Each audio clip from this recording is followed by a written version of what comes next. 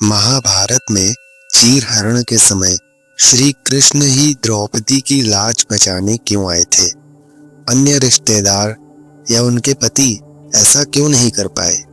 वास्तव में कहा जाता है कि चीरहरण के समय द्रौपदी की लाज इस कारण बच पाई थी क्योंकि उन्होंने अपने जीवन काल में ऐसे 2 पुण्य किए थे जिसके कारण उनको श्री कृष्ण की सहायता मिल पाई थी।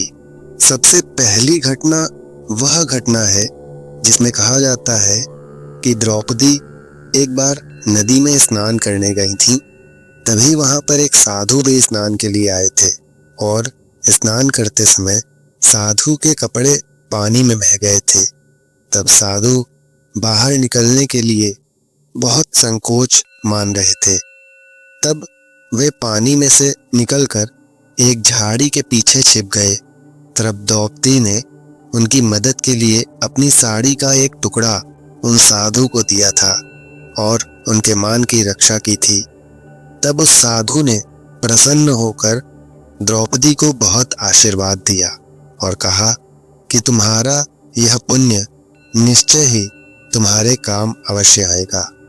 ऐसे ही एक दूसरी घटना है जिसमें जब श्री कृष्ण शिशुपाल का वध करते हैं उस समय सुदर्शन चक्र का प्रयोग करने से श्री कृष्ण की उंगली कट गई थी और उससे बहुत रक्त बह रहा था। तब द्रौपदी ने ही अपनी साड़ी का एक कोना फाड़कर श्री कृष्ण की उंगली पर लपेट दिया था। तब श्री कृष्ण ने द्रौपदी से कहा था कि एक दिन अवश्य तुम्हारी साड़ी का मूल्य वह चुकाएंगे। इसीलिए कहा जाता है कि द्रौपदी द्वारा दिए गए ये आंशिक वस्त्र दान जो पुण्य कर्म में ही परिवर्तित हो चुके थे, यही उनके काम आए थे। इसीलिए कहा जाता है कि जीवन में अच्छे कर्म करते रहें।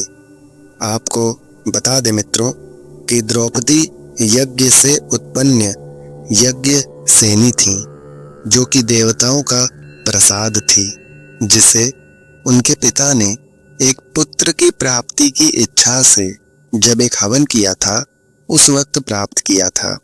लेकिन द्रौपदी अपने पिता द्रुपद के लिए एक वरदान सिद्ध हुई। द्रौपदी के आने के बाद ही द्रुपद की शक्ति में बहुत अधिक वृद्धि हुई थी। द्रौपदी ने भी अपने जीवन में हर जिम्मेदारी को बखूबी निभाया था।